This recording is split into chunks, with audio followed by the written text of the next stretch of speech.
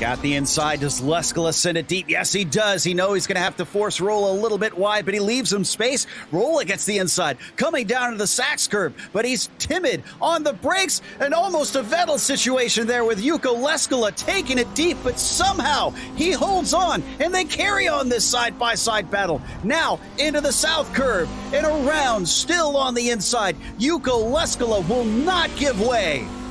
Here they come on to the front straightaway towards Nord Curve. Someone's going to have to give here. You can't go through this thing too wide, and Yuko finally gives up the ghost and lets Billy go through, but Billy takes it a little bit too deep. Yusko's got another opportunity towards the entrance of the Parabolica. This battle will not quit. Down to the Parabolica entry. He's got the inside one more time. Will the throttle pedal make the difference here coming off the corner? It does seem to for Vili Rolla. He briefly has a nose ahead, but now momentum goes back to Yuko Leskala. It's the long way around the Parabolica, but it'll be the inside coming down into the Spitzkara. This has been an incredible battle. They've now practically gone a full lap side by side here. Down into the corner and smoking the tires once again. Leskala somehow manages to make that shallow line work. Yep, this is down into turn 2. Really wants to cut into that apex, but there is that gray and blue car there. It carries on as it swings back through turn 3. Muirhead gets a little bit of an edge. Excuse me, Boucher does, but now as they come to the left-hander, this is not the place he wants to be. He lifts a little bit early. He still carries the speed through, goes a little wide. Is that one going to count, or is he going to be given a slowdown? It counts, and Boucher is going to move into 10th. We've got a little bit of a pass going on here. Mies trying to make the move down to the inside here as they go into Cunningham. Side by side with Felipe Loyola. And that is going to be Mies with the nose ahead. Tries to give a little bit of an elbows out move. But now the track is going to favor back to Felipe Loyola. Under heavy braking. Who's it going to be? We got a battle farther up ahead, and this is Karthik Pai side by side Lino Frisha. Lino's going to be able to get ahead of him. He's going to go for another one. He's not just taking one, but he's too hot in the corner, and that goes into the side of the Texan. And in the midst of it all, how about Ove Trangray getting 3 spots in a single corner? But handling it well, did exactly the right thing, came off the throttle, just kept the wheel as straight as he could, eased the car back up on as he comes past the lap traffic here. Scarali, is that Scarali who went off up there? Is he going to get up? It looks like he's going to catch Scarali. Scarali's getting caught up with this lap traffic as Chiquita tries to get around him going through. Oh, nice pass. Mr. Sneaky pulls it off again. This is what he's been waiting for. Now he definitely has enough speed, but oh, look, he's not even as close as he is. He's not able to use that toe to try and attack, so he's going to go around the outside, trying to break deeper, cutting back underneath, but that's going to give the inside down into the chicane to Tom Layton. Can he do it here this time? No, breaks a little bit earlier. Shallow line, another chance to maybe pull the over-under, but it's not there as he parks it on the apex.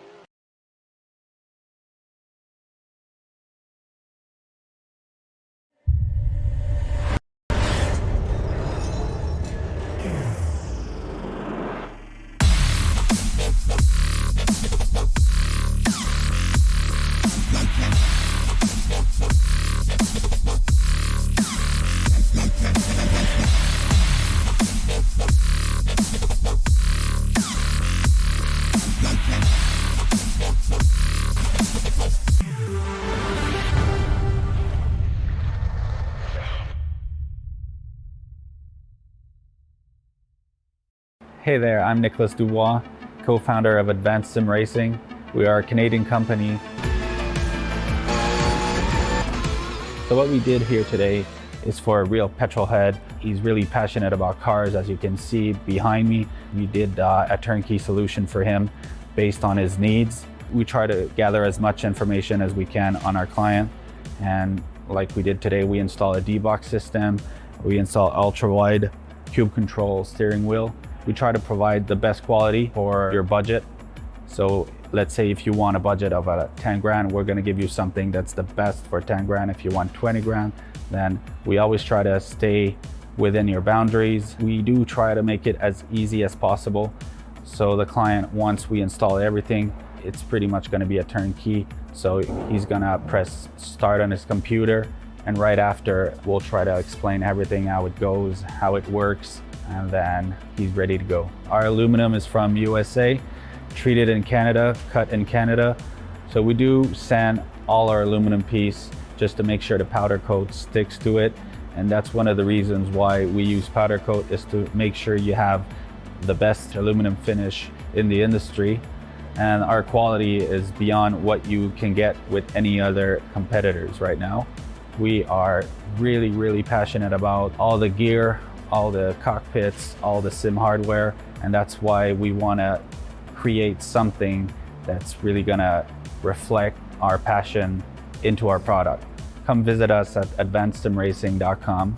You can always reach us if you have any questions. You can call us, you can text us, you can go on Facebook, like our page, ask us questions over there, and we'll make sure to answer every questions there is. We are very passionate about what we do, and we try to make it as easier for you to go into the sim racing world, because there's a lot of gear, there's a lot of options, but let us guide you through your process, and let's hope you'll be an Advanced Sim Racing customer.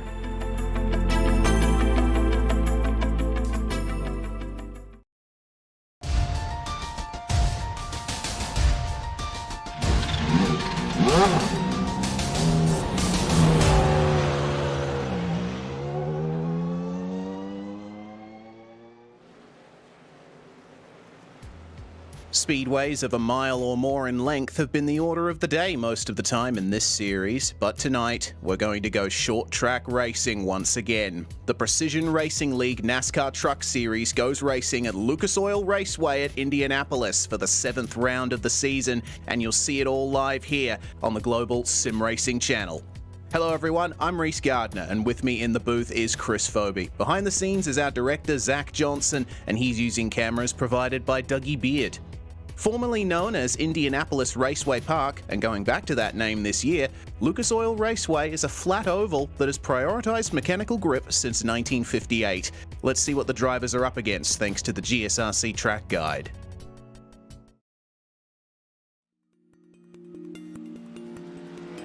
Lucas Oil Raceway, formerly known as Indianapolis Raceway Park, sits about a 7-mile drive up Crawfordsville Road from the legendary Brickyard. The list of names that have run here since the oval track opened in 1961 is about as long and distinguished as the names that adorn the Borg Warner Trophy. Lucas Oil Raceway was a stepping stone, a building block, to get a chance to taste that milk in Victory Lane at IMS. But don't let that fool you. The racing here can be just as intense. The 12 degrees of banking, the shape of the turns, mean that this 0.69 mile short track is one of those that the High Line became famous at. The long way around is the fast way at Lucas Oil Raceway. As what happened to the big house down the street, stock cars became more prevalent in the 1990s.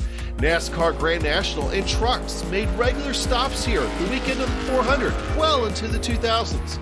But stock cars have waned in recent years, with now only ARCA being the main stock car show at the Speedway. Now, into the 2020s, we at GSRC echo the legendary Dave Despain on ESPN that turned the spotlight on Midwest open wheel racing, and we get ready to call this race at Lucas Oil Raceway.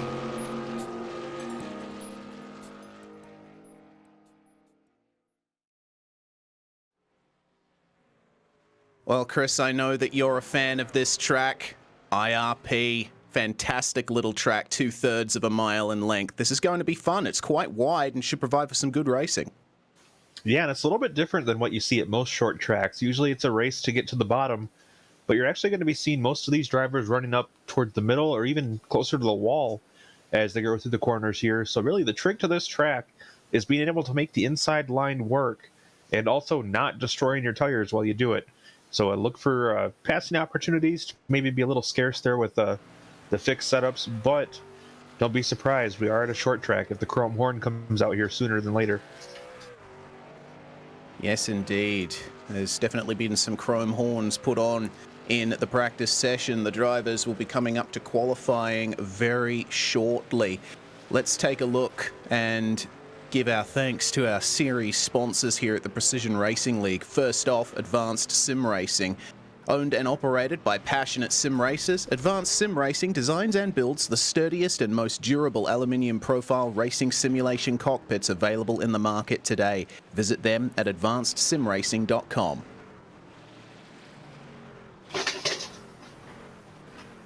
It's also sponsored by RaceLab.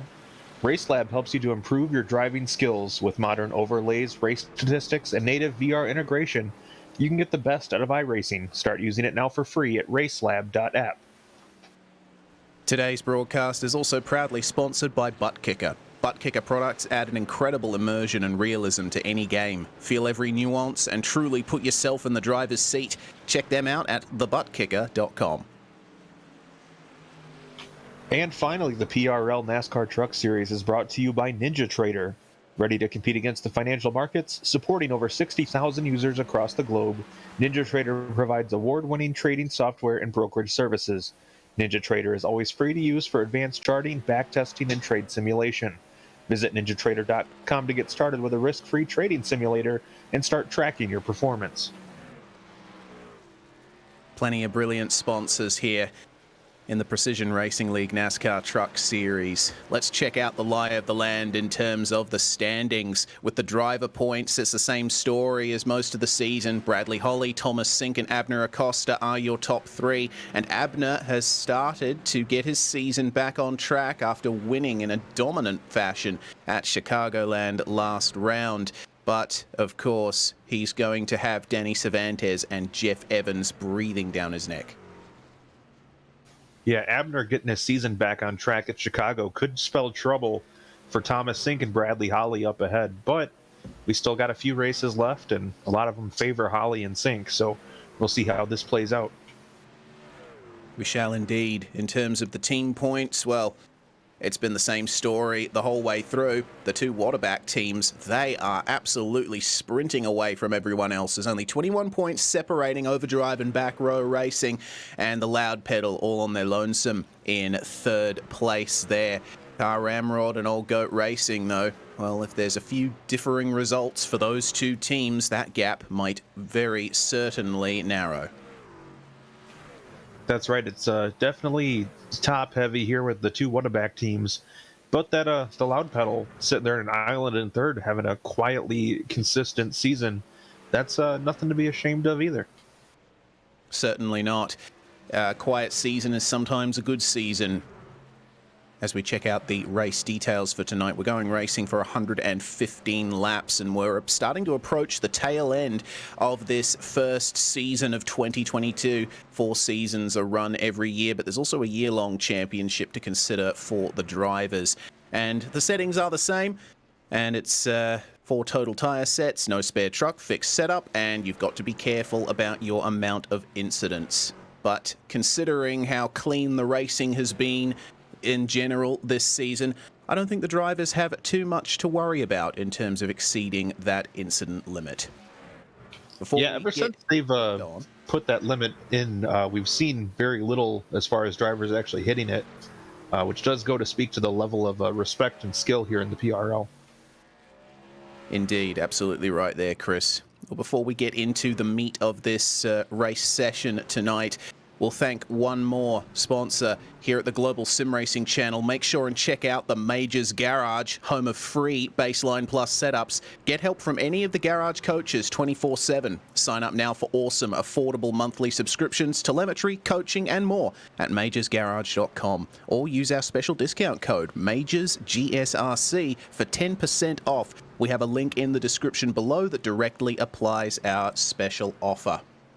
Well, there's only a minute left in the practice session now.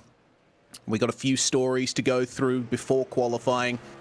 There were quite a few incidents at Chicagoland that race control deemed suitable for a penalty, and there's a few drivers carrying over no-qual penalties from previous rounds. We have 7 drivers who are not allowed to qualify tonight, of course, if they are in the server at least. Baron Hilton, Danik Momi, Ricky Barbary, Clayton Curry, Bob Clement, Nicholas Hunter, and Ryan Traver are the drivers who will have to stay in the pits during this 5-minute qualifying session coming up very shortly. But considering the practice times, I think Abner Acosta is probably the favorite here today. Abner is about half a tenth ahead of Danny Cervantes up at the top of the practice standings, but the times are very close behind. Yeah, the way you manage this track is a lot of the same skill set you use on the road racing side, as far as throttle control, braking later, things like that. So it does favor somebody with a background like Abner has. And he's shown on this style of track that he's very proficient and really picked it up fast. Absolutely. Well, let's see what kind of lines they run in qualifying. You did mention, Chris, that the high line is largely the best one to take around here. So I would expect drivers to definitely use that outside line on their out laps. But when they get to the hot laps, will they try to go low? I think it's probably worth a shot to try. I'd like to see a couple guys give it a shot and see how it works out. But if you look at the track, the way it's banked is really strange compared to most ovals. It's pretty much flat up until you get towards the top part of the track, where it actually does have a little bit of banking, and that's why you see the drivers typically run up there, because it's the fastest part of the track. Yeah, you carry more speed. It's an interesting dichotomy, I think, of ovals like this. Obviously, the tight line around the corner is the shortest way around in terms of distance, but with the amount of speed that you carry up the top, it can be the fastest way around despite covering more distance. Austin Hunter to the top of the standings for the time being on his first lap. Doyle Lawrence 2/10 behind him. We're still waiting for the majority of our drivers to make their way around and get these times in. I noticed Adam Zemke having a little bit of an issue with oversteer, gearing up for his second lap, currently on a 22.5. CM Pennington, he shared fastest lap with Abner Acosta last round at Chicagoland and sets a 22.496, but Ryan Goodall to the top of the standings, 22.251. Goodall is a driver who'll be looking for some good results here. Yeah, he's had just the worst luck this season, and I'm sure he would love to get that turned around and finally get some good finishes to his name. Well, here is Abner Acosta coming round to stake his claim for pole position here at Lucas Oil Raceway, and a low 22 is the order of the day. 22.156. That's only 2 thousandths ahead of Clayton Montgomery, though. He's going to have to find a little more time.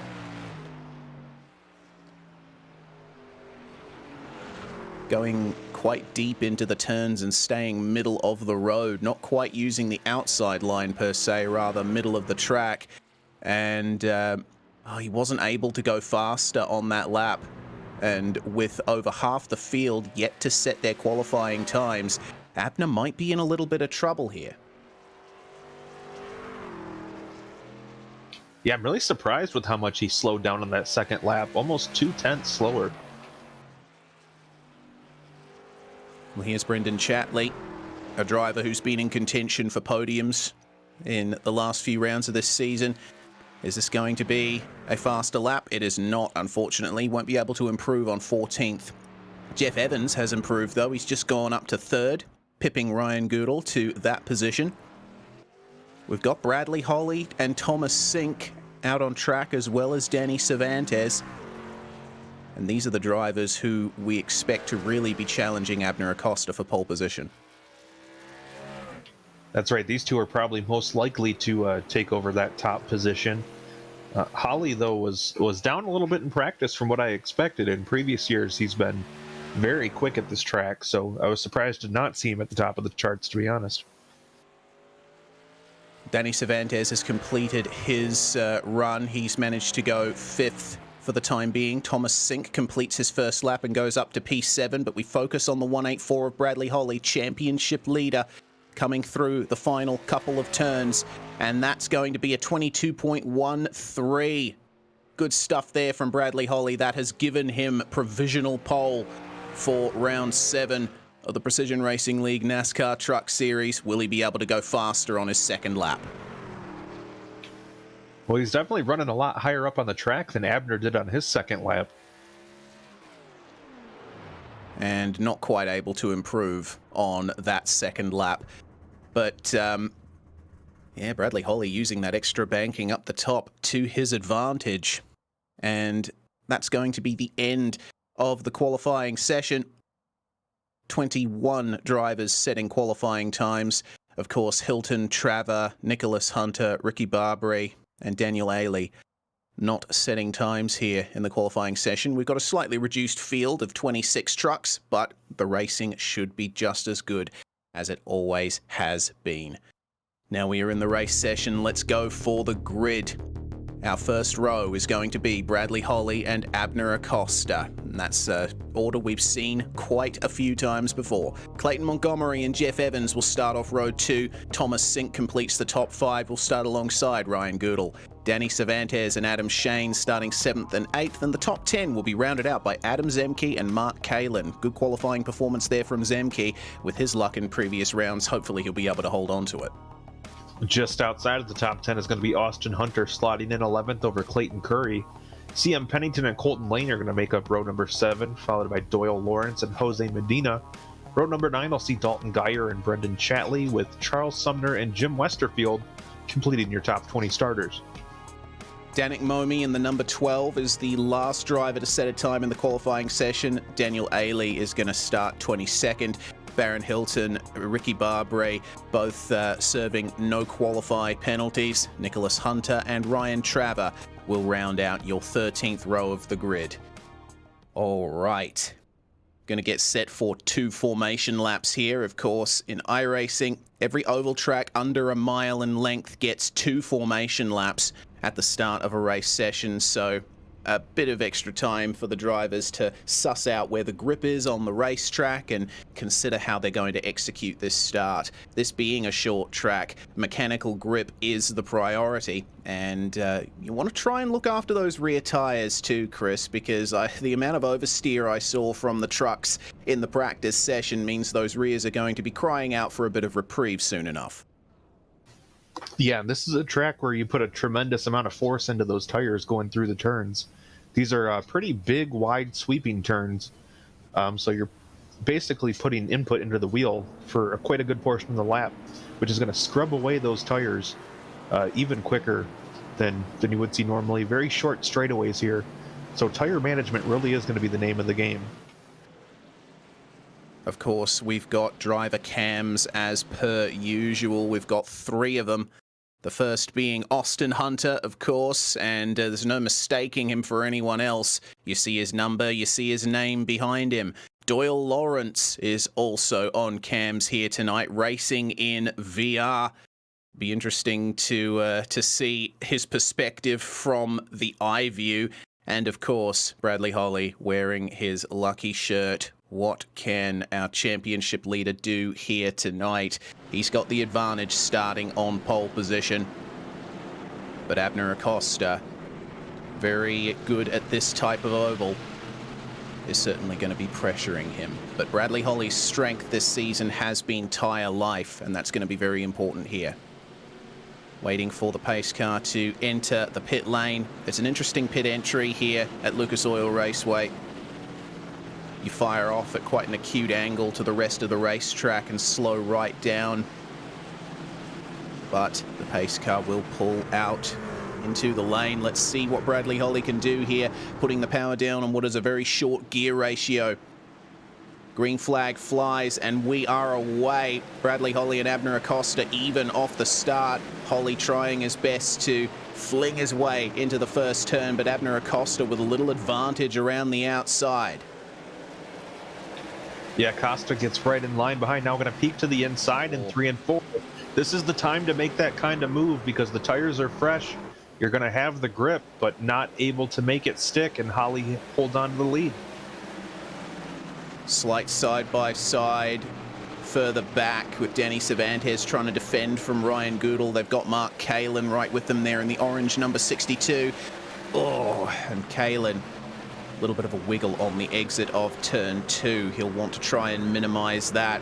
Bradley Holly, with that defense from Abner Acosta, has wasted no time pulling away from the rest of the field, as that's a spinner. I think that might have been CM Pennington who's gone around. The caution is out. It is CM Pennington in number 44, and unfortunately that was self-inflicted. The wheels spun up on the exit of turn 4, and he had no choice but to fling into the wall.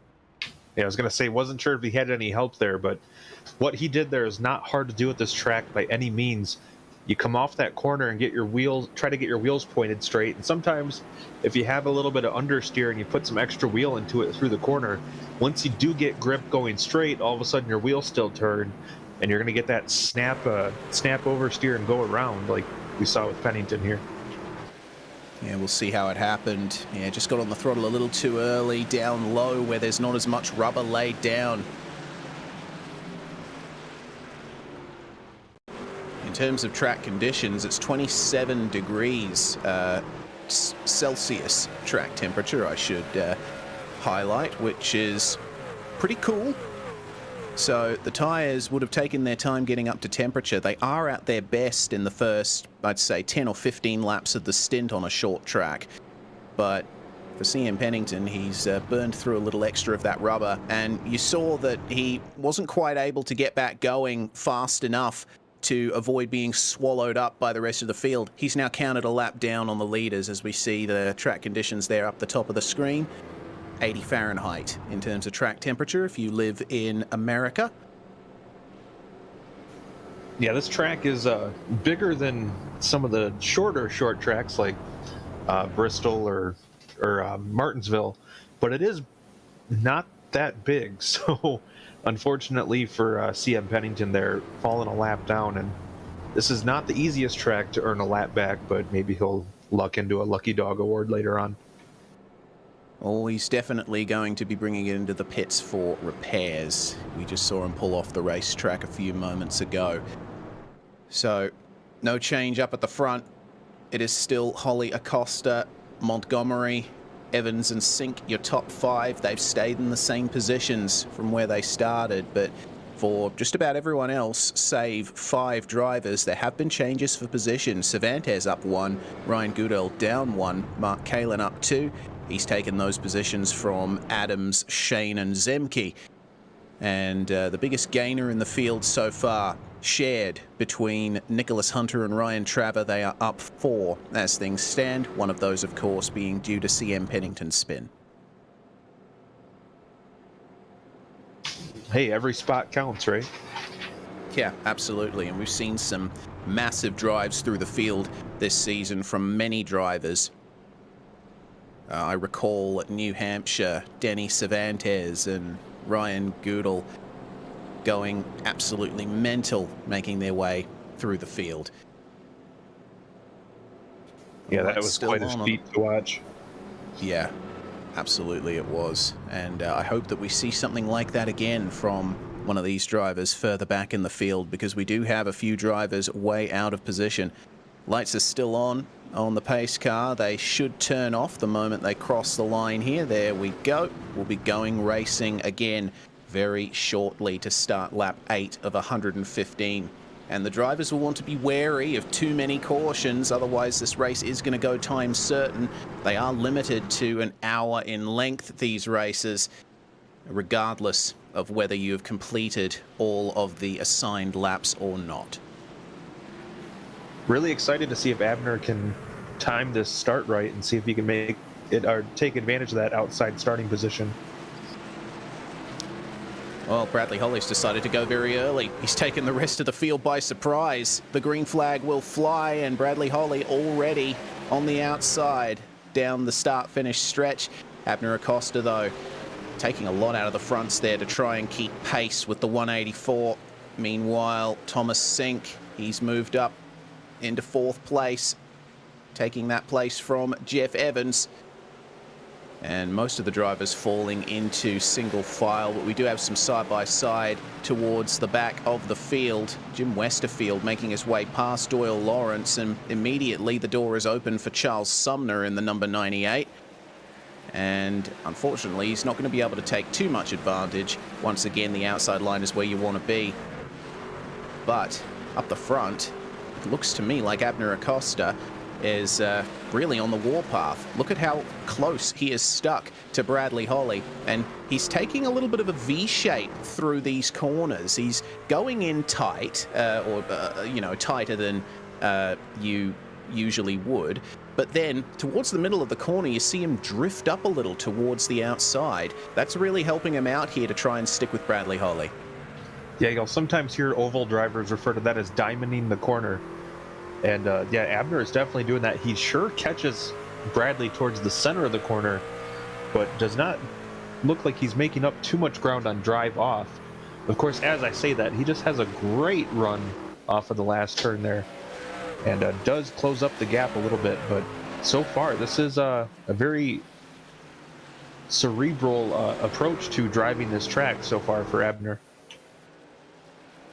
Driving cerebrally is what has won him races in the past, and have a look at how he rounds up Bradley Holly coming into turns 3 and 4, almost touching bumpers there. It's a 2-horse race out at the front of the field. These two drivers who fought tooth and nail for the championship last season.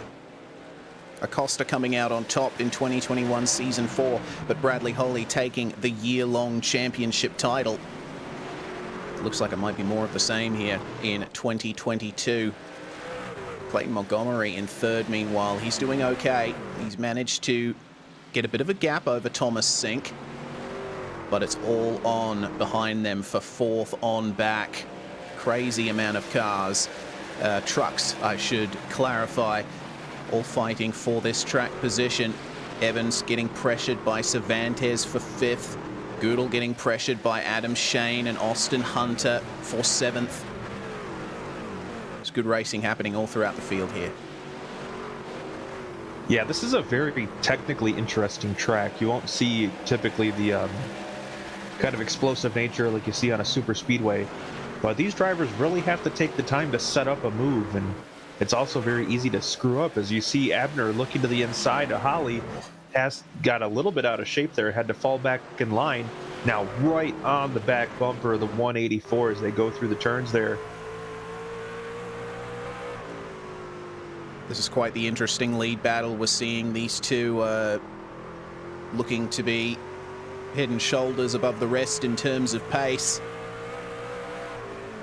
Coming on to lap 18 now, and if there's another caution, they might want to jump into the pits or maybe wait another 10 or so laps. Abner is really pressuring Ollie now, making himself known in his mirrors and getting Bradley Holly's spotter all crossed up. Car to your left, car inside. Slight bit of oversteer there from Holly coming out of turn 4. He'll be focusing a lot on his throttle application. We did talk about that tire saving game though, and Abner was really digging trying to get inside of the 184, and that could eat up the rubber on those tires. But now Holly moving down the track as well, trying to take that line away, and that could have the same effect on Bradley. All of this this fighting that's happening between them is allowing Clayton Montgomery to not lose as much time to them as he was. He's starting to round them back up. He ran a 10th faster than both of them on the last lap as Acosta spins up the rears just a little bit again, coming onto the start-finish stretch. Try and straight line the exit as much as possible. And he's going to go for the move again coming into turn 3. Bradley Holly, though, with his eyes forward. They give each other just enough room here. So close to making contact between our leaders. Acosta is fully alongside, though, and moves into the first position. Holly, oh, he tried his best there to hold the line, but slight contact between our leaders there. Abner Acosta into the lead. Holly, though, with minimal damage. He will be able to continue on from that. Yeah, you would think at this point Holly may be thinking discretion, the better part of valor, and maybe give up the spot for now to just try to let his tires and stuff cool down, and let Abner burn up his equipment, because he was running Bradley ragged there for several laps. But now Holly looks like he's fallen into the clutches of Clayton Montgomery there in third. Yeah, he's lost a lot of time, has Bradley. He was keeping up good momentum while in front of Acosta, but the moment the number 5 got alongside, it just seemed that all of that momentum was lost for the 184. Well, he started to get some of it back. That was a great bit of throttle application from Bradley Holly to get himself another truck length over Clayton Montgomery, who is still running some very competitive times there in third.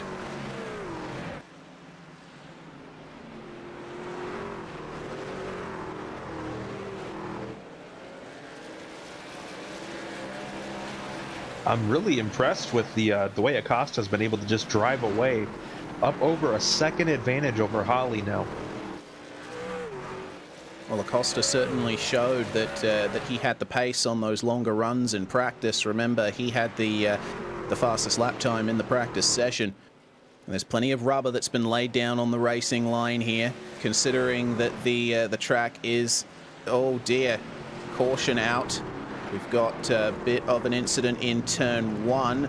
Looks to me like Baron Hilton involved. And it looks to me like, actually, I'm not too sure what's going on there. I think Baron Hilton might have been reacting to an incident up ahead of him. What's going on here? Oh, that's big, actually. Clayton Curry getting tapped around coming into the first turn. He was running side by side with Jim Westerfield. Westerfield, unfortunately, not quite giving him the space he needed. And Clayton Curry going for a big spin. You see Baron Hilton in the background there reacting to all of that happening ahead of him. Good to know that he's right on the brakes right away. Unfortunately, that has brought the caution out. And no surprise that the majority of the field have come into the lane as a result of that. Yeah, can't say I'm too surprised there with as many laps as we have in right now. And as hard as these guys have been racing, I'm sure some fresh rubber is appreciated. But did I see that correct, that Abner stayed out? Yes, you have seen that correct. Acosta, the only driver to stay out here under the caution. Literally everyone else, save for CM Pennington, who spun earlier, you see him there getting his lap back, have come into the pit lane. So now Bradley Holly's going to filter back through here with fresh tyres versus Abner Acosta on tyres that are now 29 laps old. This is going to be an interesting restart for sure. Yeah, I'd say that's a pretty bold strategy there, Cotton. Interested to see how that plays out. Indeed. The shortest pit stop has gone to Doyle Lawrence, and of course fuel not a factor in these cars, so all things considered, Lawrence and it seems Ricky Barbary with 9-second pit stops, with everyone else running 15-second pit stops. I think that Lawrence and Barbary have only taken right side tyres.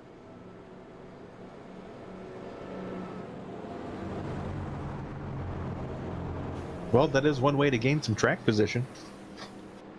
Certainly, but you will be at a disadvantage once the tyres are past their best. You'll have left side tyres that are crying out for mercy. That won't be a problem for Bradley Holly, though. He's got fresh rubber on all four corners of his truck. The same can be said for pretty much everyone else in the field, save for Abner Acosta. And will this decision to stay out under caution end up costing him victory further down the line?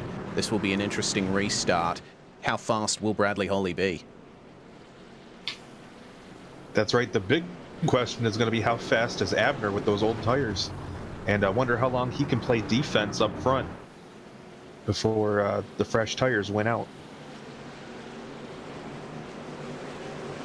Ever so slight blinking from Abner Acosta as well, but that's okay. That's something we've seen quite a bit from him this season, and it hasn't cost him too much. So restart time.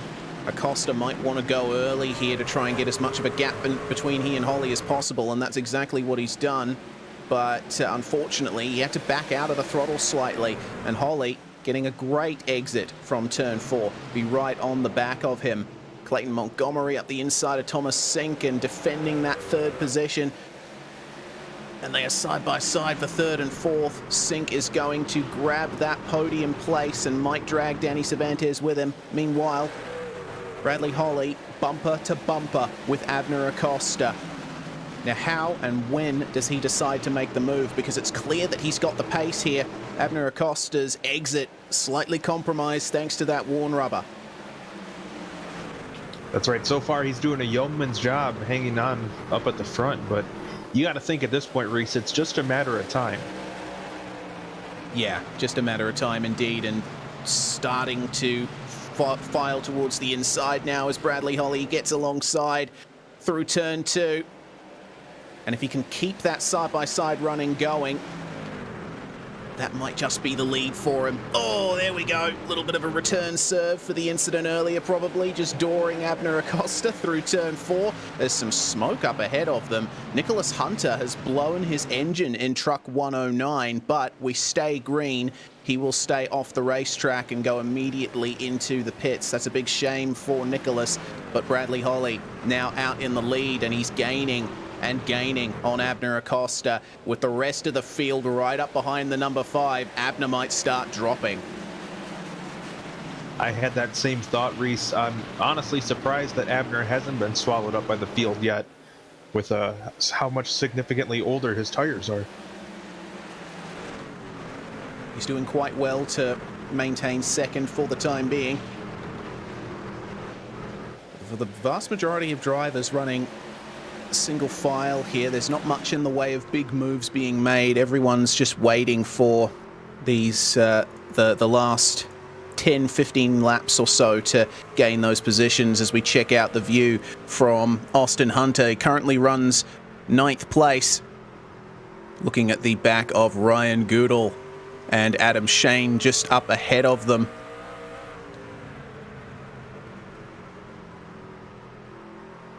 Have a look at how close they're running to the wall here, Chris. Certainly helping the tyre life and keeping the pace up. But you see Abner Acosta is starting to come under some immense pressure now for second place. Yeah, as much as I appreciate and honestly love this racetrack, as far as driving it goes, I'm a bit of a chicken, I'll be honest. You can see the rubber laid up on that wall. It is a razor thin margin for error that you have when you run that high up the track. And for somebody like me, that is a very thin margin, because usually I'm the guy riding the wall here. Yeah, I'm mostly the same on the very rare occasion that I drive ovals. Interesting to note, Abner Acosta still diamonding the entry to the corner at the very least, but the drivers behind him, Thomas Sink, Clayton Montgomery, Danny Cervantes, they're all staying nice and wide coming through the entry and rounding up the exit very nicely as a result, keeping up that momentum. Acosta is just burning through his tires even more. You see how they concertina up once they get to the throttle application phase.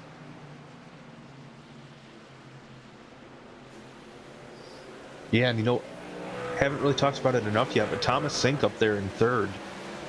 He's had a pretty quietly solid day so far. He has indeed. Been very solid performance from Sink, grabbing a podium last week at Chicagoland, and was certainly a somber special occasion there with the field paying their respects to Thomas's late father. It was certainly a great result for the number 48 truck to cap off what was a very special day, and he'll be looking to do the same here at Lucas Oil Raceway at Indianapolis. But it seems that Abner Acosta has found some pace once again. He's continuing to keep these drivers behind. I'm surprised that he hasn't been swallowed up by the field at this stage, because yeah, like I've been saying, somehow he's managing to hold on to the pace here. Yeah, this is beyond impressive that he's able to hang on to second like he has. Very impressive drive from Abner Acosta as we check out Some racing further back in the field. Some lines from Jim Westerfield trying to find his way past Ricky Barbary, who's picked up some damage on the front right. It's not going to be as big of an effect here at an oval like this, which is comparatively low speed. Aerodynamic performance is not the be-all, end-all here. It's all about mechanical grip. But, oh, Barbary, not having much in the way of mechanical grip, it seems, Chris. No, based on how crumpled up that truck looks, I would say that's a pretty fair assessment.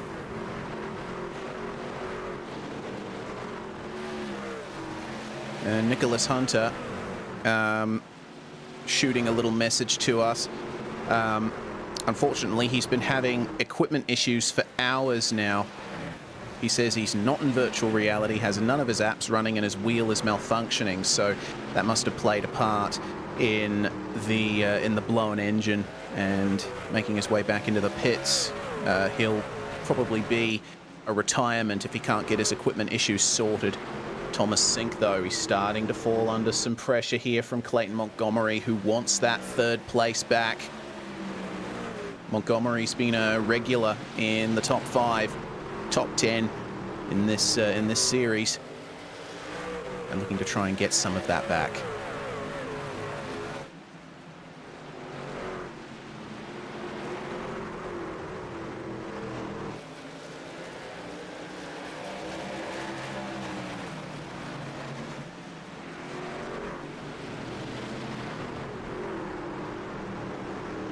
So this is how things are at the moment. Bradley Holly by nearly 2 seconds now.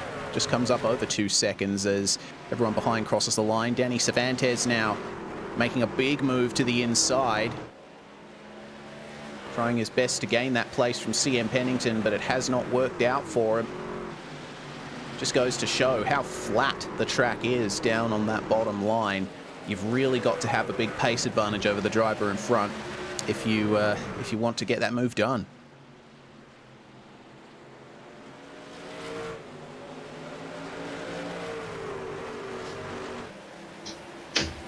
A nice parade we have going there from second on back as Bradley drives away. And great camera work there by our director, Zach Johnson. Just showing off the beautiful scenery here in Indianapolis. Good old Midwest. Well, it seems that the charge from everyone behind Abner Acosta has stalled a little bit. These guys will now be past the optimum temperature and grip range for their tires, completing 25 laps on that stint. So who knows, maybe Abner Acosta's decision to stay out wasn't as ill-advised as we thought, as it's side by side between Adam Zemke and Colton Lane further towards the back of the field.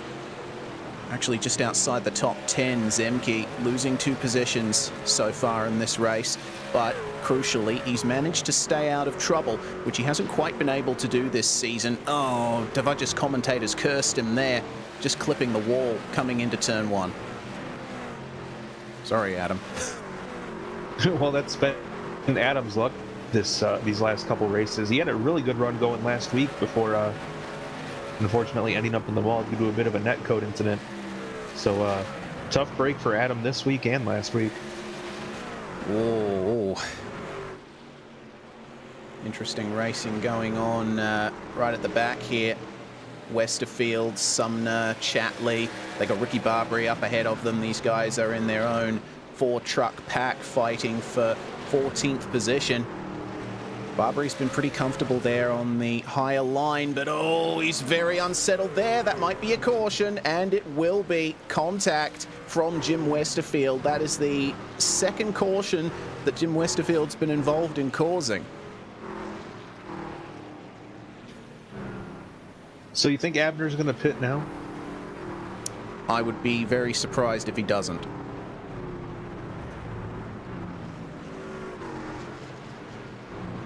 Well, we got a couple of replays to check out here. Once we've seen what happened here between Barbary and Westerfield, it was on exit. Westerfield pushing up the racetrack on the exit of turn 4, but Barbary couldn't do anything to get out of the way of that number 35 truck. Yeah, he really didn't have much of a choice there. They just kind of came together off the corner, and I mean, Ricky was right up against the wall, really didn't have any other way to go. And that's a big shame there for Ricky. Majority of the field have come in, including Abner Acosta. Colton Lane has decided to stay out. No surprise that CM Pennington and Nicholas Hunter are still out on track as well.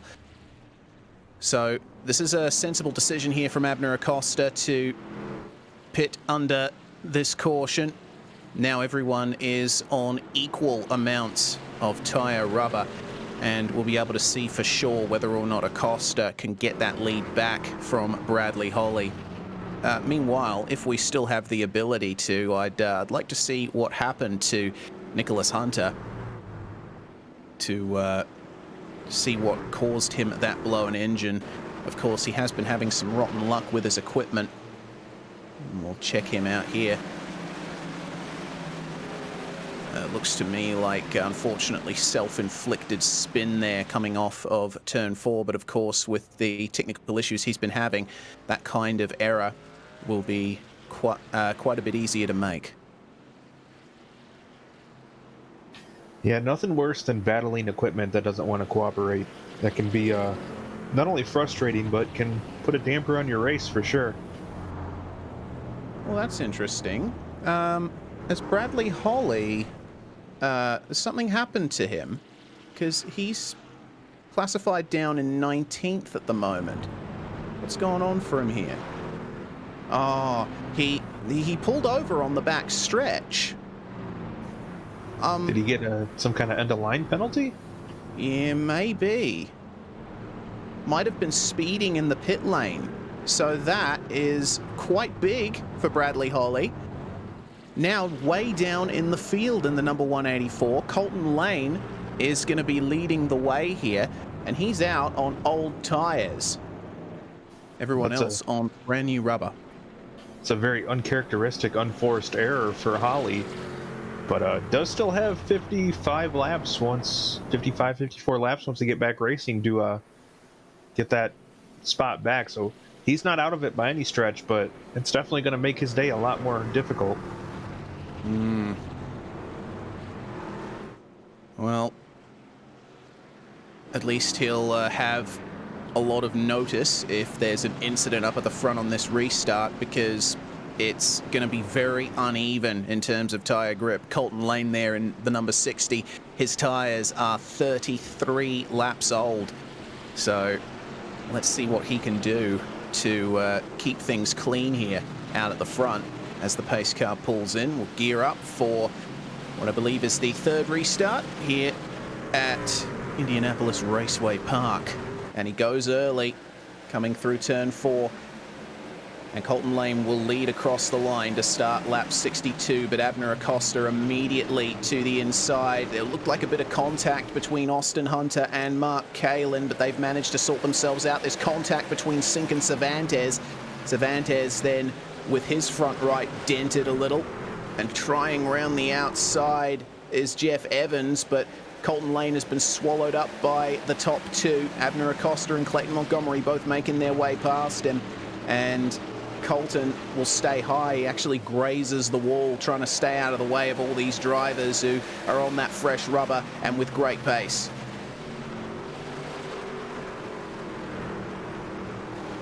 Yeah, with a lot of different agendas going on in this restart, there is definite potential for disaster here. But so far, everyone playing nice as Abner goes and sets the fastest lap of the race so far. So it looks like the fresh rubber definitely working to his advantage at this point. Yeah, that was a very good time there from Abner. It's a few tenths ahead of what everyone else has been running here on this stint. For Bradley Holly, there has been no change of position on this restart, but he's trying his hardest to get himself a few more places. Clayton Curry grazing the wall just up ahead of him, and Holly will make his way past, but oh dear, he has to check up. There was a blink there from Dalton Geyer. and that is certainly not going to inspire any confidence in the driver behind you if you're blinking out on track. And Gaia down to the inside now. He will, I think, let Bradley Holly go, potentially. Yeah, we'll have to wait and see on that one. Yes, that's what's going to happen. So that is 2 positions now for Bradley Holly, up to 17th place, trying to work his way back up through the field. Yeah, and so far, not the progress that he'd like to make, as he's only managed to make it back up to 17th so far. And if he's monitoring what Abner Acosta's doing, he's not going to be too happy, because Abner is now in the lead by nearly 1.7 seconds. It's been a fantastic restart from Abner. He's wasted no time stretching that gap out. And if the rest of this race goes caution-free, which I'm not saying it's going to, then Abner is definitely best placed to win here tonight.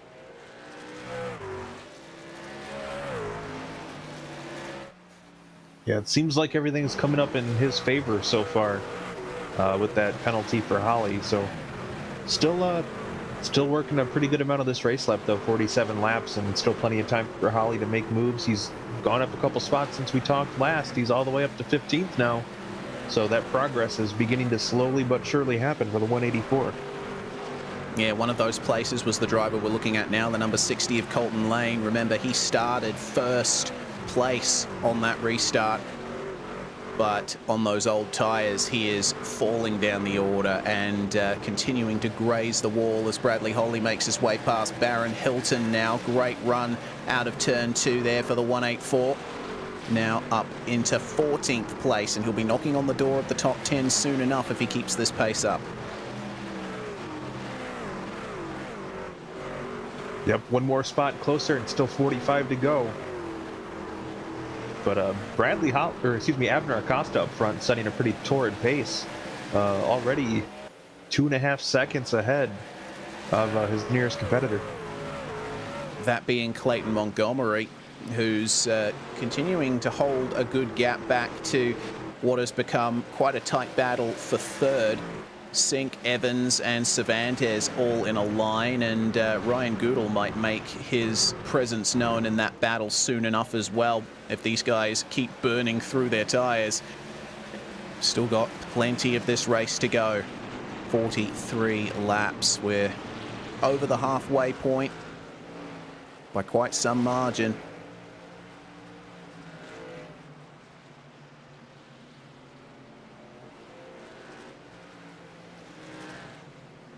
Unfortunately, we've had another retirement from this race of Ryan Traver. He has disconnected from the server. Ricky Barbary out as well, spending upwards of 8 minutes now, stopped in the pits as Bradley Holly were focused on trying to find his way past Jose Medina in the number 24. And, oh, goodness me. Medina just leaving Bradley Holly enough room to try and get alongside on exit, but again, it's the outside line with the advantage when you get to the exits of these turns, and Holly's going to have to wait a couple more corners here to try and make this move.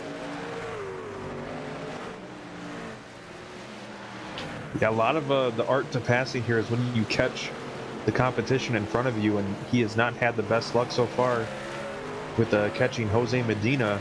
Always seems to get a run at the wrong spot. Well, he dives up the inside of turn 1. Medina stays nice and high, and will get the power down nice and straight. And get the power down beautifully once again. Bradley Holly might be getting a little frustrated here. He's going to try and fall alongside in turns 3 and 4. And it looks like this might be what Bradley Holly needs here. As long as you're alongside coming into the corner, you're almost guaranteed for the move to be completed. And it looks like just about he might get it done. Medina still alongside him, but there we go. Holly a little bit deeper into turn 3 and gets it done. He is now up into 12th place as he comes across the line to start lap 78. Meanwhile, 9th and 10th, Adam Shane and Adam Zemke just up ahead of these two, sorting themselves out. Looks like Shane completing the move on Zemke.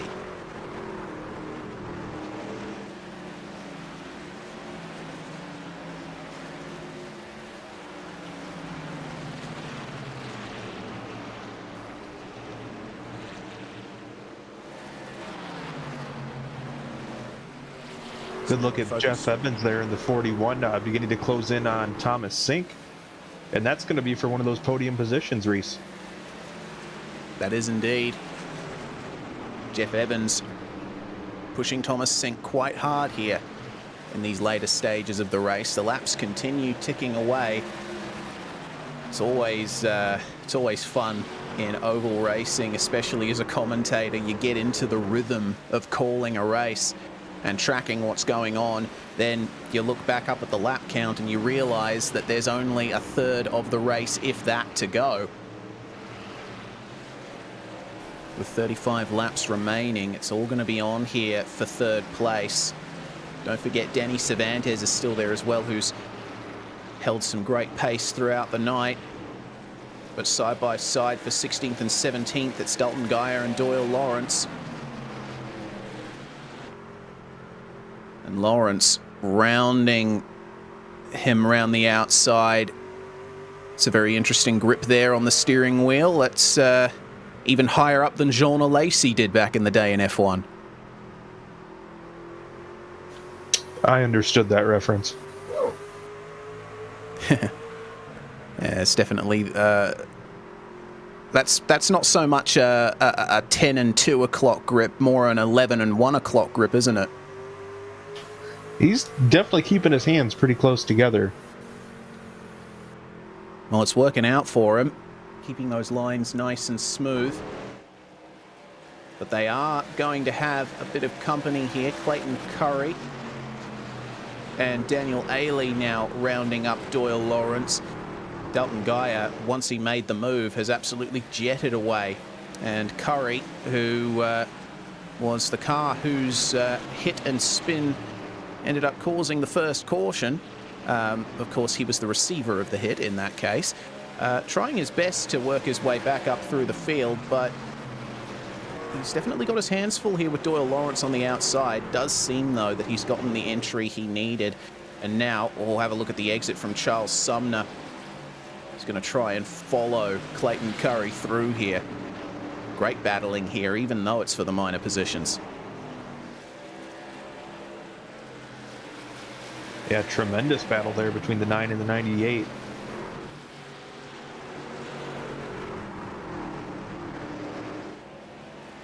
Daniel Ailey backed off just slightly in those last few corners, but Curry and Sumner, oh, Clayton, he got into the wall coming through turns 1 and 2. This might leave the door open for Sumner slightly, but a tight exit onto the back stretch results in nothing to be done for the Tropicana number 98. He's continuing to get some very nice exits as Clayton Curry. But as you mentioned earlier, Chris, not much margin for error when you're running that high line. Still fun battles going on throughout the field here. Colton Lane trying to fend off Danik Momi, and Danny Cervantes here still running in 5th place. Just coming up to these cars getting lapped, Colton Lane being one of them, Danik Momi another, 20th and 21st overall. Looks like they're clearing them without much issue. Yeah, for a short track, this place is pretty wide and does offer a lot of room for trucks that may be going a lap down to get out of the way and find their own safe spot on the track. Bradley Hotley has made his way up into the top 10 meanwhile in the midst of all of this. Currently trying to round up Adam Shane, who is still involved in a tight battle with Mark Kalin just up ahead of him. Those trucks almost going bumper to bumper just ahead, as you can see.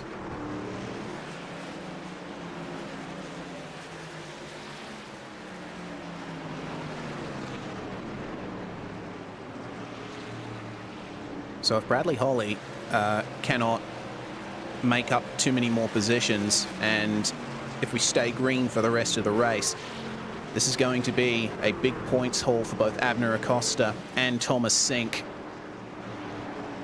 Acosta just coming up on some lap traffic there. It's Clayton Curry.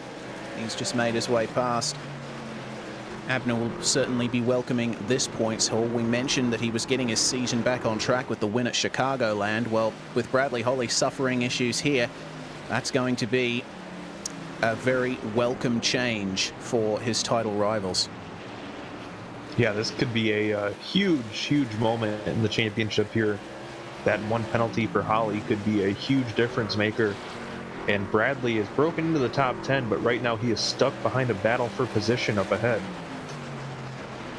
Oh yeah, that he is, right up on Mark Kalin and Adam Shane now, running side by side. Kalin stuck on the outside now, and Adam Shane trying his best to make the move.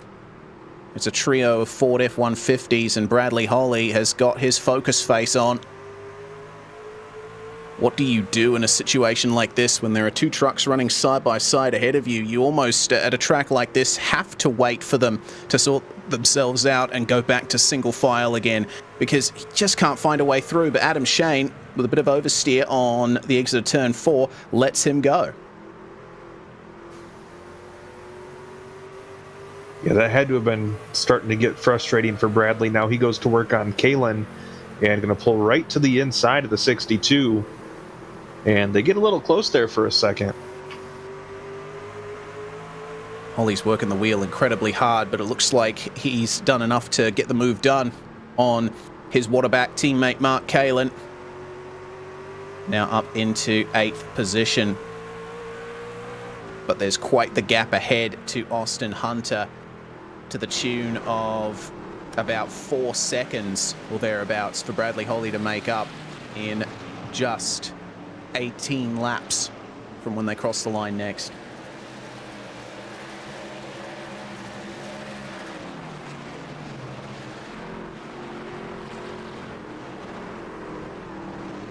Goodall and Cervantes, the drivers that put on that monumental drive through the field at New Hampshire.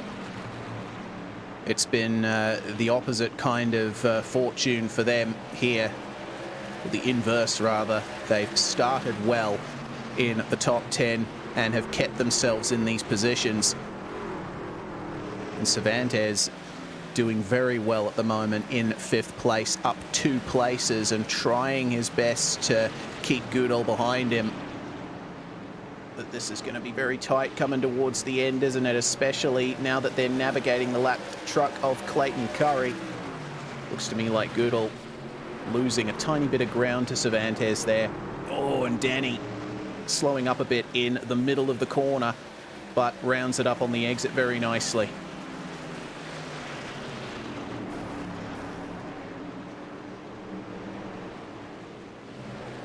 Yeah, there is some heavy traffic for these guys to negotiate right now. Ooh, those tight moments on this track. Austin Hunter making his way past Clayton Curry there. Now can resume battling at least for a few seconds until they come up to Jim Westerfield here down on the low line there. Lifts out of it just a little. He'll probably filter in just ahead of Hunter. No, he's going to stay down to the inside and let him go here.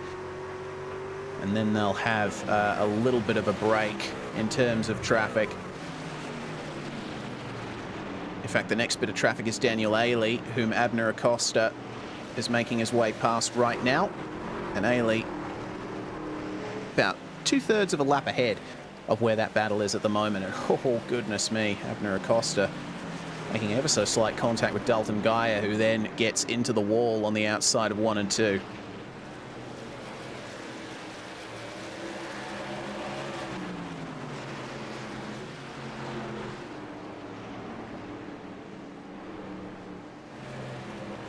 Side by side, meanwhile, Mark Kalin and Adam Shane, these guys have not been able to leave each other alone. It's definitely a case of multiple laps, isn't it, Chris? If you want to make a move, you have to plan so far ahead. Yeah, this is definitely a thinking man's kind of racetrack. You might luck into a move every now and then, but really, if you want to make a pass here, it takes multiple laps of setup for proper execution. Well, you're seeing that in action here as Kalen continues to hold the outside line very nicely versus Adam Shane, but Shane is ahead now, and if he keeps that pace up, should be able to get the move done, and he does. But Kalen is going to try and go for the over-under, get back down the inside of Adam here. These guys are fighting for the last position in the top 10. 9th and 10th on screen as things stand.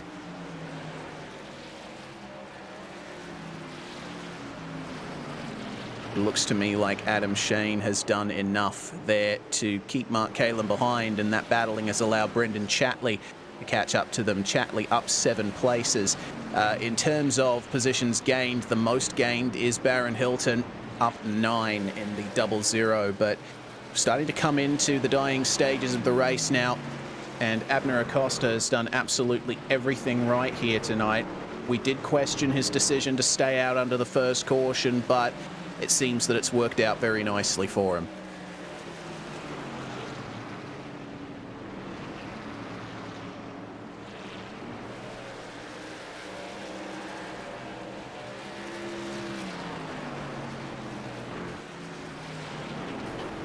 So these laps are winding down, Reese, and still some pretty solid racing action here that we're seeing on screen there with Adam Shane and Mark Kalen. And these two have been back and forth for quite a bit of this race. That they have. Seems that Kalen is trying to round up another move there, going very tight in 3 and 4. Staying nice and wide in 1 and 2 meanwhile, but dipping down low on the exit, trying the late apex here. Straighter run coming out of the corner will result in more momentum down the straights. But it seems that Adam Shane is proving a tough nut to crack now that he's managed to get past Kalen. Meanwhile, down very low, the Ford F-150 of Nicholas Hunter, who is back out on the racetrack now. Just looking to circulate and complete laps here.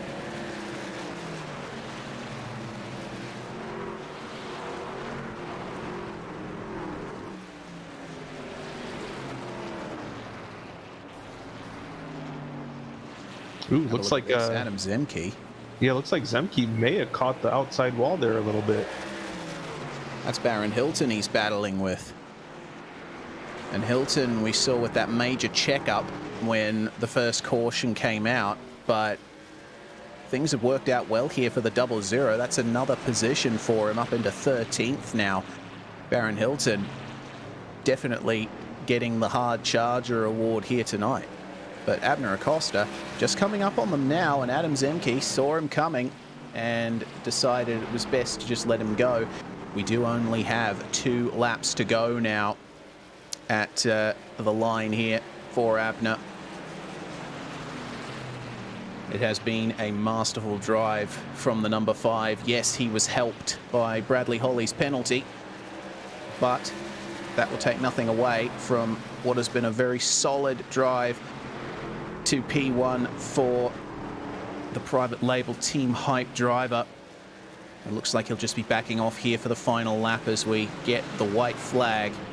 Baron Hilton staying up ahead of him. And Hilton will be safe for 13th place. Adam Zemke's dropped off ever so slightly, but now then, final corners for Abner Acosta. This is the perfect result for him. After the fortune he suffered at the start of the season, he wins at Lucas Oil Raceway. Fantastic drive there. Clayton Montgomery will take second. Thomas Sink completes the podium, fending off Jeff Evans.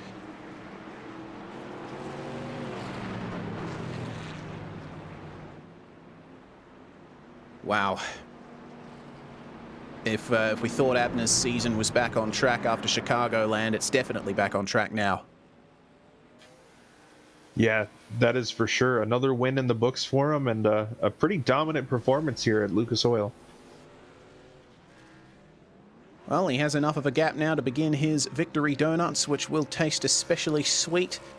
Probably frosted with sprinkles, these donuts. And we'll go to a very quick break here on the Global Sim Racing channel as the celebrations continue. Excellent result here for Abner Acosta. We'll be back very shortly with our full race results and interviews with our top three.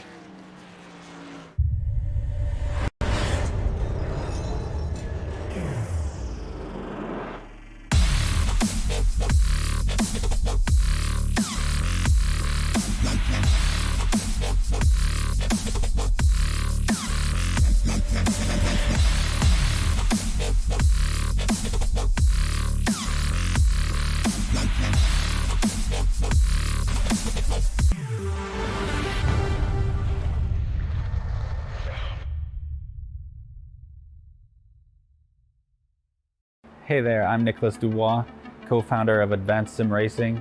We are a Canadian company.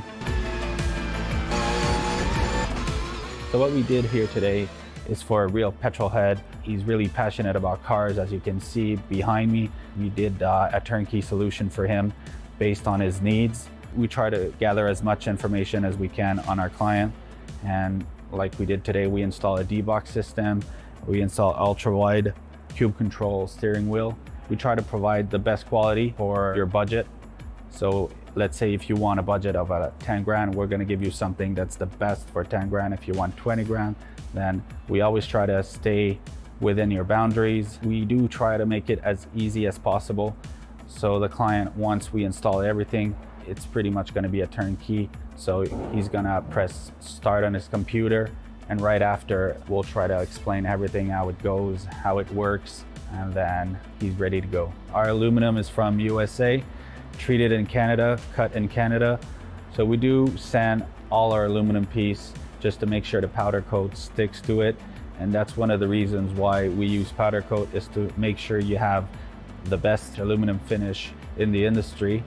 And our quality is beyond what you can get with any other competitors right now. We are really, really passionate about all the gear, all the cockpits, all the sim hardware, and that's why we want to create something that's really gonna reflect our passion into our product. Come visit us at advancedsimracing.com. You can always reach us if you have any questions. You can call us, you can text us, you can go on Facebook, like our page, ask us questions over there, and we'll make sure to answer every questions there is. We are very passionate about what we do, and we try to make it as easier for you to go into the sim racing world, because there's a lot of gear, there's a lot of options, but let us guide you through your process, and let's hope you'll be an Advanced Sim Racing customer.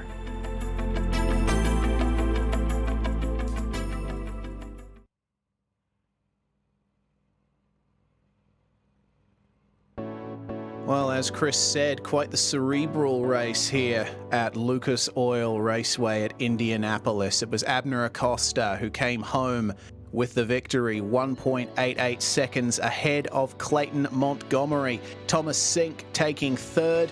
An excellent result. Second podium in as many weeks for the number 48. Jeff Evans will finish in fourth. Another great result for him. And Danny Cervantes will complete the top five. Ryan Goodall finally getting another good result there, was sixth. Meanwhile, Austin Hunter coming home just behind him by a couple of tenths. It was a further second back to Bradley Holly, who was one of the favourites for victory tonight, but a pit lane penalty ended up taking him out of contention. Adam Shane and Mark Kalin will round out the top 10. And coming home 11th is Brendan Chatley with a pretty solid day, followed by Jose Medina. Baron Hilton was our last truck on the lead lap in 13th, then a slew of lap down trucks. Adam Zemke, Daniel Alley, Dalton Geyer, Jim Westerfield, Clayton Curry, all one lap down. Colton Lane and Charles Sumner complete the top 20, both a pair of laps down. The same goes for Danik Momi, who crosses the line for Doyle Lawrence and Danik Momi, who crossed the line 21st and 22nd. It was a further 2 laps back for CM Pennington, who unfortunately spun early on and lost a lap as a result of that.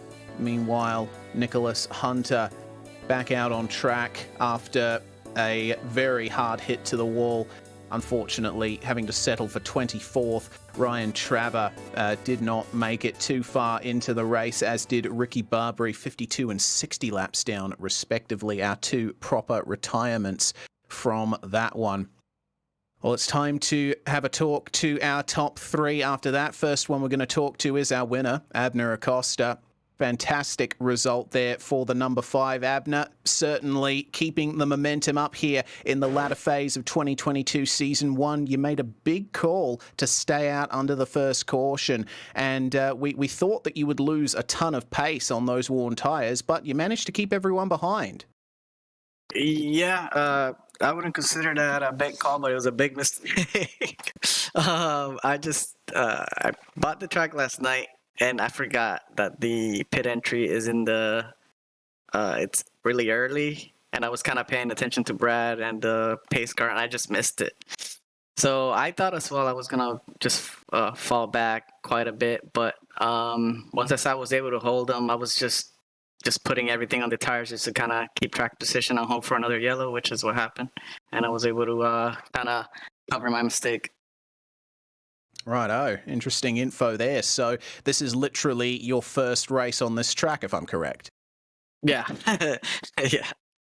Well, not a bad finishing record there for you. Certainly it's a great haul of points for you, especially considering that Bradley Holly had to take that end-of-line penalty, and that certainly narrowed things up at the top of the standings even more.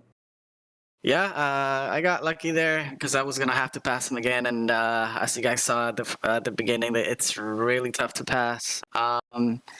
So, yeah, I guess he made a mistake as well there, brought him to the back, and with no yellows, very difficult for him to come back up. Gained some points, but he still has a very healthy lead with a drop week available. So, I'm just going to take it day by day and see what happens. Maybe keep getting more wins. We'll see what happens. Before we let you go, Abner, anyone you'd like to thank? Who got it done for you tonight? I want to thank everybody at Private Label Team Hype, Neonism, Ethica, everybody on the crew chafing today, Tommy Milner and Josh and Brandon, and you guys at GSRC and PRL. Thank you. Thank you very much for joining us, Abner Acosta. Great result for the number 5, keeping his title fight within sight. Next up, we've got second place Clayton Montgomery. Stood by with Chris Phoebe. Well, Clayton, a really good run for you today.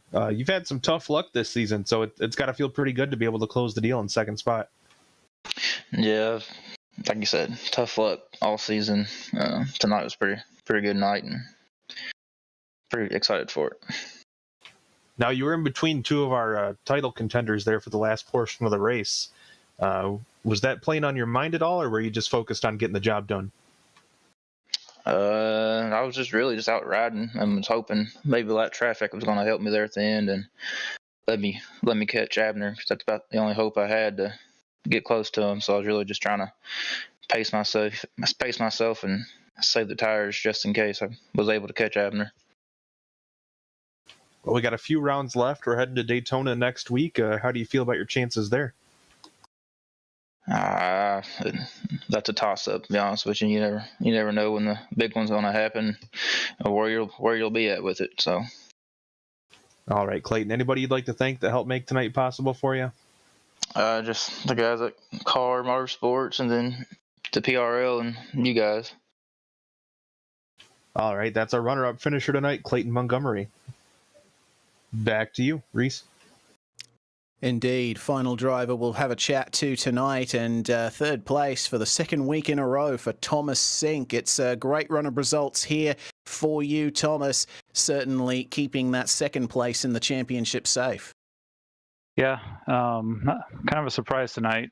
Wasn't real comfortable going into the race. I was telling the girlfriend at dinner tonight, I just didn't feel like I had any long run speed. I didn't feel comfortable. I don't know where this came from. Yeah, so obviously it's a very difficult track here at Lucas Oil Raceway. Flatter slightly down the bottom than it is up the top, which makes the high line definitely the place to be. Yeah, it seemed like you kind of had to, there's a bump going into the corner, so you kind of had to set yourself up for it and let it slide, get a little tight center, and then it just free up quite a bit up off the corner. You get in the gas a little bit, and it would just kick the back end out, which is it was a kind of a struggle at first, but it kind of helped you in the long run. You just had to protect the rears, but at the same time, you wanted to get them hot so you can get up off the corner. Well, considering the last time we were here at Lucas Oil was July back in 2020, you finished 6th there and 3rd here. Definitely a fantastic position finish for you and for the Waterback team as a whole. It was another great race for all of you guys. Yeah, everyone did really well. Very happy with everyone. Happy with Danny. Very impressed with how we're kind of running this year. It's not uncommon for us to get all the cars up in the top 10 every week. Colton had a little bad luck today. I got in the wall a few times, then stayed out, and then just absolutely struggled on tires. But Waterback's doing fairly surprisingly well this season. Well, hopefully that run of good top 10 finishes continues for you guys. Is there anyone that you'd like to give a shout out to before we let you go, Thomas? Yeah, everyone at Waterback, again, as always, these guys are, every week they're out there running laps, getting data, just understanding how the cars are going to run, or the trucks, I should say, every week. So we have a good, solid amount of information going into the corner. My girlfriend and her family for being with me. Had another loss this week. Lost a really good friend on Saturday. So they've been here supporting me, and then all my coworkers know how close we were. They've been checking in on me. You guys putting on a great presentation. I love going back watching your guys' races and broadcasts, I should say. PRL putting on an amazing league. This is my zen. Without this, I'd probably go crazy. Well, our thoughts are definitely with you, Thomas Sink. Thank you very much for joining us. Thank you. Well, Chris, that will bring to an end proceedings for tonight, but we do go to Daytona next week. That's going to be a fun one. Like Clayton Montgomery alluded to, the big one is an ever-present threat there. Yeah, it's going from one extreme to the other, coming from Lucas Oil, heading over to Daytona. Anything could happen. The super speedway races for the PRL Truck Series, always interesting to say the least. So I'm excited for what we're in store for 1 week from tonight. As am I.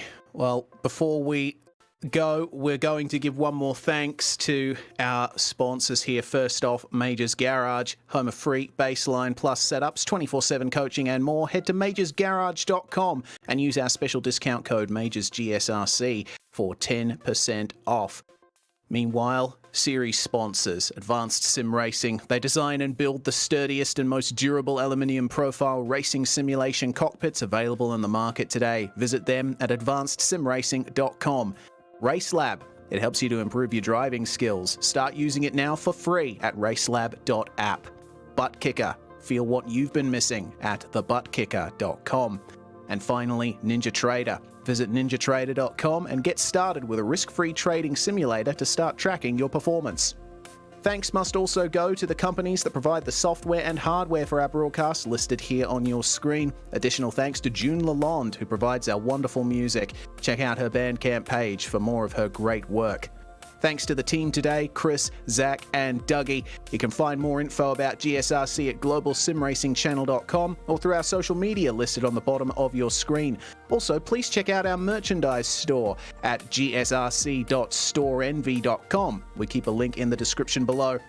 Don't forget to subscribe to our YouTube channel as well, so you don't miss a moment here on GSRC.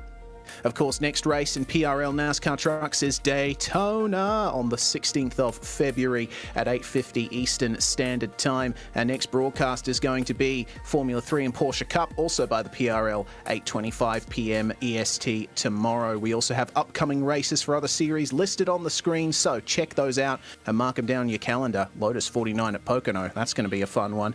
Until next time, race clean, race hard, and we'll see you on the track.